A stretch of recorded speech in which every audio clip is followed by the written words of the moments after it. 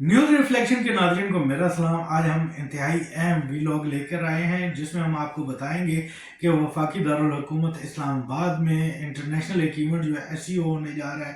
ابھی تک کون کون یہاں پر آیا ہے، لیکن اس سے زیادہ اہم جو ملکی نوعیت کا معاملہ ہے اس میں آج دو چیزیں تھیں۔ ایک 26ویں آئینی ترمیم کے حوالے سے کمیٹی کا اجلاس تھا، اس کے ساتھ ساتھ پاکستان تحریک انصاف کی جانب سے احتجاج کا اعلان کیا گیا تھا۔ ہمارے ساتھ موجود ہے سینئر جرنلسٹ علی شیخ صاحب، جنہوں نے باقی دونوں ایشوز کو جو ہے آج دیکھا۔ سر، آج جو کمیٹی کا اجلاس تھا اس میں آج گرما گرمی بھی ہوئی اور آج پھر کوئی اتفاق رائے نہیں ہو سکا، تو کیا دیکھ رہے ہیں، کیا کمیٹی کسی اتفاق رائے پہ پہنچ جائے گی؟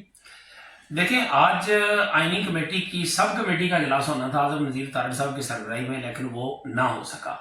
اور اس کے بعد جو ہے دوسرا اجلاس مین کمیٹی کا تھا جو سید خورشید شاہ صاحب کی سربراہی میں ہے، پارلیمانی خصوصی کمیٹی، اس کا اجلاس ہوا۔ تو اس اجلاس میں جو کام کی بات نکلی وہ ایک تو یہ تھی کہ اتفاق رائے نہ ہو سکا، اور یہ شاید کام کی بات اتنی زیادہ اس لیے شاید نہ بنے کیونکہ یہ 7واں اجلاس تھا اور اتفاق رائے نہ ہو سکا۔ لیکن جب پولیٹیکل پروسیس ہوتا ہے تو اس میں وقت لگتا ہے، اس میں ڈیبیٹ ہوتی ہے، ٹائم لگتا ہے، ڈرافٹ جو ہے وہ پیش کیے جاتے ہیں، تبدیل کیے جاتے ہیں، کاؤنٹر در کاؤنٹر جو ہے وہ دلائل دیے جاتے ہیں۔ تو اس طرح کر کے اس میں وقت لگ جانا کوئی اتنی بڑی بات نہیں ہوتی۔ آپ کو یاد ہوگا، آپ خود آئینی ترمیم کور کر رہے ہوتے تھے جب 18ویں آئینی ترمیم ہو رہی تھی، بالکل 9 مہینے 10 مہینے لگ گئے تھے۔ تو وہ تو خیر کام بھی بہت بڑا تھا، یہ تو اتنی زیادہ شکیں نہیں ہیں، اس کی تو آرٹیکلز بہت زیادہ تھے نا۔ لیکن آج کی جو کمیٹی تھی اس میں ایک تو بیسک بات یہ ہوئی کہ جے یو آئی جو ہے وہ آئینی بینچ پہ ڈٹ گئی۔ اس نے کہا جی کہ آئینی بینچ کے علاوہ اور کوئی راستہ نہیں، ہمیں کوئی اور اس طرح سے قبول نہیں ہوگا، یعنی عدالت کے اوپر عدالت ہمیں قبول نہیں ہوگی، آئینی عدالت قبول نہیں ہوگی، سپریم کورٹ ایک ہی سپریم کورٹ ایک ہی ہوگی۔ اس کا 5 رکنی بینچ جو ہے وہ آئینی بینچ ہوگا سینئر ججز کا۔ جب بھی کوئی آئینی معاملات آئیں گے، یعنی 150 معاملات آتے ہیں کیسز جو اوسطن آ رہے ہیں، تو وہ سن لیا کریں گے، جو ہی وہاں سے فری ہوں گے تو باقی سن لیا کریں گے، باقی جج جو ہے وہ کام کرتے رہیں روٹین کے عام آدمی کے کیسز کے۔ تو ایک تو یہ بات اس کی ہوئی۔ دوسرا اس نے کہا جی کہ مرحلہ وار جو ہے آئینی ترمیم کو منظور کیا جائے۔ تیسرا اس نے کہا جے یو آئی نے کہ ججز کی تقرری کا معاملہ جو ہے کیسے ہوگا، اس کو پہلے طے کر لیا جائے، پارلیمانی کمیٹی پلس جوڈیشل کمیشن جو بھی اس کی کمپوزیشن بنے، اس کو طے کیا جائے۔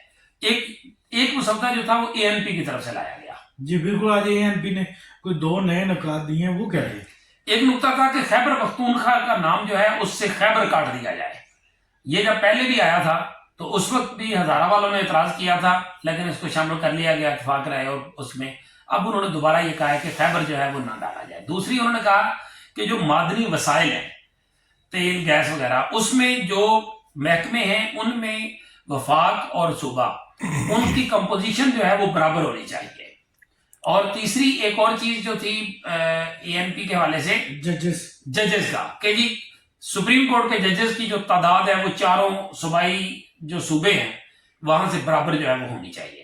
اور اسی اے این پی کا جو یہ معاملہ تھا اس میں ایک پھڈا بھی پڑ گیا۔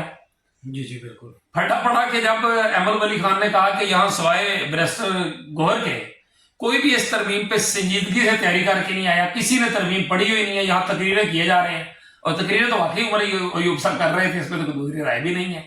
وہ آئینی کمیٹی ہو رہی تھی اور وہ اتفاق رائے کی آڑ لے کے کہ یہاں اتفاق رائے کرنے بیٹھے ہیں، ہمارے لیڈر عمران خان کے ساتھ یہ ہو رہا ہے، یہ ہو رہا ہے، ساری وہ ادھر جاتے تھے، وہ اپنی ظاہر کرتے ہیں۔ تو اس سچویشن میں دونوں کی آپس میں توتکار بھی ہو گئی اچھی خاصی۔ اچھا علی شیخ صاحب، آج مولانا فضل الرحمان کا ایک بیان آیا، انہوں نے کہیں پہ میڈیا ڈاک کی سندھ کے اندر، تو انہوں نے کہا کہ ہمارا جو ہے حکومتی مسودوں کے ساتھ تقریباً ایک اتفاق رائے پیدا ہو چکا ہے۔ وہ کس حوالے سے کہہ رہے تھے ہو چکا ہے یا ہو رہا ہے؟ نہیں، میں اس میں تھوڑی سی نا کریکشن کی ضرورت ہے۔ کریکشن کیا ہے؟ اس کریکشن کو جے یو آئی کی طرف سے جو سب سے مضبوط ذمہ دار بندے ہیں وہ ہے کامران مرتضیٰ صاحب۔ کامران مرتضیٰ صاحب نے اس بات کی، مولانا کی اس گفتگو کے بعد جو ہے وہ وضاحت بھی کی ہے۔ ایک تو مولانا نے یہ بات کہی ہے، مولانا کے جو فکرہ ہے وہ جس طرح وہ کہتے ہیں نا، وہ جب دن کے دلوں میں کجی ہوتی ہے وہ آدھی آدھی پکڑ لیتے ہیں، لا تقربوا الصلاۃ، نماز کے قریب مت جاؤ، وانتم سکارا، جاؤ تم نشے میں ہو۔ اب وہ جنہوں نے نشے میں والا ٹکڑا کاٹنا ہے انہوں نے کاٹ لیا ہے، اور پہلے والا کہا کہ نماز کے قریب مت جاؤ۔ تو مولانا کی جو پوری بات تھی وہ بات یہ تھی، میں نے خود سنی ہے. وہ ظاہر ہے پھر ہم میڈیا والے تو پھر اب ببر شیر ہے نا، ہمیں تو ادھر کی ابرو کا اشارہ ہوتا ہے، ہمیں تو اس طرح سے چلنا ہوتا ہے نا. خاص طور پہ ہمارے جو ان کے مفادات والے میڈیا، یہ تو ہم جتنے بھی نام آزاد ہیں یوٹیوب اور ان چیزوں کے اوپر، وہ ہمیں وہ کیا ہے، آپ تو بیٹ بھی کرتے ہیں، وہ کیا وال کا عذاب خانہ ہے جو فائر وال، وہ ہمیں فائر وال پکڑ لے تو پکڑ لے، باقی تو کوئی اتنا مسئلہ نہیں ہوتا. لیکن یہ جو باقی چینلز ہیں ان کو کبھی پیمرا پکڑ لیتا ہے، کبھی کوئی اور پکڑ لیتا ہے، کبھی کچھ ایسے بھی پکڑ لیتے ہیں جن کا وہ نام بھی نہیں لے جا سکتے، عدالت میں بھی نہیں لے سکتے. تو اس ساری صورتحال کی وجہ سے مولانا نے جو پوری بات کہی، انہوں نے کہا کہ ہمارا حکومت کے ساتھ اتفاق رائے ہونے میں ہم قریب پہنچ رہے ہیں. ٹھیک ہے. دوسرا انہوں نے کہا کہ میری بلاول بھٹو زرداری سے کل ملاقات ہے، پرسوں میری نواز شریف سے ملاقات ہے، پھر میں پی ٹی آئی کی قیادت سے ملوں گا. ٹھیک ہے. تو جب میں پی ٹی آئی کی قیادت سے ملوں گا تو امید ہے کہ ہم کسی متفقہ مشترکہ اتفاق رائے پہ پہنچ جائیں گے. اب اس کا کیا مطلب ہوا کہ حکومت کے مسودے کے نزدیک پہنچ گئے. پھر اس کی وضاحت کی ہے کامران مرتضیٰ صاحب نے. ٹھیک ہے. انہوں نے کہا کہ ہم حکومت کے نہیں، ہم پیپلز پارٹی کے مسودے کے قریب پہنچے ہوئے ہیں، اور پیپلز پارٹی کا مسودہ حکومت کا مسودہ نہیں ہے. بالکل اسی طرح حکومت کا تو ابھی تک مسودہ آیا ہی نہیں ہے سامنے. پیپلز پارٹی کے جو ہم ناظرین کو بتاتے چلیں کہ پیپلز پارٹی کا جو مسودہ ہے اس میں آرٹیکل 8 اور آرٹیکل 51 کا ذکر نہیں ہے، جو کہ حکومتی مسودے میں تھا. اس میں 8 میں جو ہے وہ ملٹری کورٹس والا معاملہ تھا، اور 51 میں مخصوص نشستیں بڑھانے والا. اچھا علی شیر صاحب، آپ سمجھ رہے ہیں کہ آئینی ترمیم منظور ہو جائے گی 25 سے پہلے؟ میرا خیال ہے کہ ہو جائے گی، امکان بن رہا ہے، لیکن وہ ہوگی اتفاق رائے کی صورت میں، اختلاف رائے کی صورت میں نہیں ہوگی. اس کی وجہ یہ ہے، دیکھیں بات سمجھیں، آئینی کمیٹی کے اندر جب عرفان صدیقی صاحب نے آن ریکارڈ یہ بات کہی ہے، انہوں نے کہا ہے کہ پی ٹی آئی نے کوئی مسودہ نہیں دیا، اور انہوں نے کہا ہے کہ حکومت نے چونکہ کوئی مسودہ نہیں لیا، عوام نے بھی نہیں دیا. حکومت سے مراد مسلم لیگ نے. تو عرفان صدیقی صاحب یہ کہتے ہیں کہ پی ٹی آئی نے ہم سے ٹائم مانگا ہے. انہوں نے کہا ہے کہ مولانا نے ملنا ہے بلاول کو، اور بلاول کے بعد انہوں نے ملنا ہے نواز شریف صاحب کو، اور نواز شریف کے بعد انہوں نے ملنا ہے ہم کو، یعنی پی ٹی آئی کو، برسل گوہر عمر ایوب وغیرہ کو. اس کے بعد جو ہے وہ ہم مسودہ دینے کی پوزیشن میں ہوں گے، پھر ہم مسودہ دیں گے. اس کا مطلب ہے کہ مولانا کوئی ایسا پیغام لے کے پی ٹی آئی کا بلاول اور نواز شریف کے پاس گئے ہیں، یا مولانا کا اپنا آئیڈیا ہے. اور وہ آئیڈیا کیا ہے وہ بھی آپ کو بتا دیتا ہوں. وہ ہے آئینی بینچ. آئینی بینچ جس پہ ابھی تک اگرچہ پیپلز پارٹی اور پی ایم ایل این ایک پیج پہ ہے آئینی عدالت کے حوالے سے، آئینی بینچ پہ نہیں، آئینی عدالت کے حوالے سے، لیکن جے یو آئی اور پی ٹی آئی یہ آئینی بینچ کے حوالے سے ایک پیج پہ ہے. اب فیصلہ کون، ڈیسائسو رول جو ہے وہ بہرحال جے یو آئی کا ہے، اور جے یو آئی ابھی تک اپنا وزن جو ہے وہ پی ٹی آئی کے پلڑے میں ڈالے ہوئے ہیں. اصل کیسر صاحب نے ان کو فون کیا، باقی بھی ہوا. تو میرا نہیں خیال کہ جو یہ اتفاق رائے ہے نا، یہ اتفاق رائے کی طرف مجھے لگتا ہے کہ بات چل پڑی ہے. اور اس بات میں زیادہ شاید ابھر کے جو چیز سامنے آ رہی ہے وہ آئینی بینچ، اور اس کے ساتھ ہی ساتھ جو ہے دوسری چیز سامنے آ رہی ہے اس کی جو ججز کی تقرری کا معاملہ، پارلیمانی کمیٹی اور جوڈیشل کمیشن کو مکس کر کے، اور اس میں پاکستان بار کونسل کو فیصلہ کن رول دے کے ان دونوں کی ججوں اور پارلیمان کی تعداد جو ہے وہ برابر ہو، اور درمیان میں اگر کہیں اختلاف آ جائے تو پاکستان بار کونسل کا نمائندہ جو ہے، جو بھی ایک دو جو بھی ٹائم رکھنے، تو وہ اس میں ڈیسائسو رول پلے کر سکتے. اچھا علی شیر صاحب، ابھی خبر آئی، جیسا کہ آپ ابھی ٹی وی پہ بھی دیکھ رہے تھے، میں دیکھ رہا تھا، تو یہ پی ٹی آئی نے جو احتجاج کا اعلان کیا تھا کل 15 اکتوبر کو، وہ کینسل کیا ہے، مؤخر کر دیا. اس کی کیا وجوہات، اعلان کیوں کیا اور مؤخر کیوں کیا؟ دیکھیں، ایک تو پریشائزنگ ٹیکٹ پولیٹیکل پارٹیز کے ہوتے ہیں، دوسرا خان صاحب کی ملاقاتوں پہ 3 تاریخ سے لے کے پابندی لگ گئی.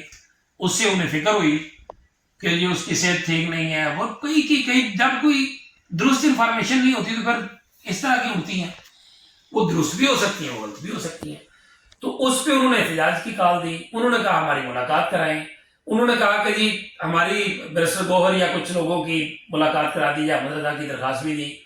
لیکن ظاہر ہے دونوں طرف سے تھوڑی سی چیزوں میں لچک پیدا کی گئی، اور اس لچک پیدا کرنے کے نتیجے میں، اور جو ذرائع کا یہ کہنا ہے کہ شاید اس معاملے میں مولانا فضل الرحمان صاحب نے بھی رول پلے کیا ہے. جی بالکل. اور انہوں نے وہ سر نقوی کو کہا اور باقی طریقوں سے کر کے، تو اب وہ ایک درمیانی راستہ جو ہے وہ نکالا گیا ہے کہ میڈیکل گراؤنڈز کے اوپر جو ہے وہ خان صاحب سے ان کے ڈاکٹرز کی، ان کے ذاتی معالج کی، یعنی شوکت خانم کے ڈاکٹرز کی پلس پمس کے ڈاکٹرز، یہ مل کے ان کا معائنہ کر لیں، جو بھی چیز آئے گی وہ اس کے بعد اس کو بیان کی شکل میں جاری کر دیں کہ ان کی صحت کیسی ہے وغیرہ وغیرہ.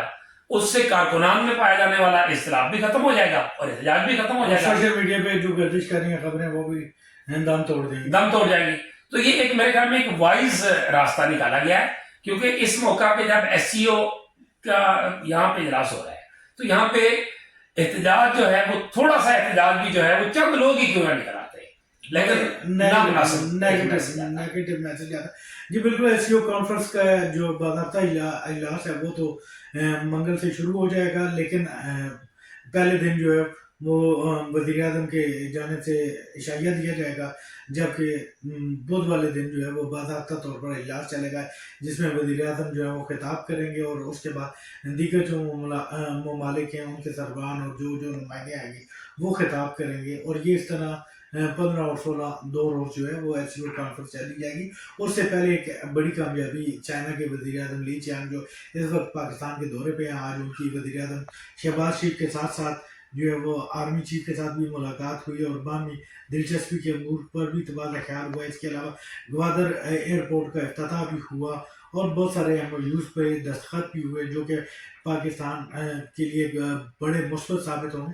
اور اس کانفرنس کے انعقاد سے جو ہے وہ غیر ملکی سرمایہ کاروں کے لیے بھی ایک راہ ہموار ہوگی کہ پاکستان میں وہ پرامن ملک ہے اور وہ یہاں پہ سرمایہ کاری بھی کر سکیں. اگر آپ کو ہمارا ویلاگ پسند آیا تو نیوز ریفلیکشن کو سبسکرائب کریں اور بیل کے آئیکن کو جو ہے کلک کریں تاکہ ہماری ہر اپڈیٹ آپ تک پہنچ سکے. شکریہ.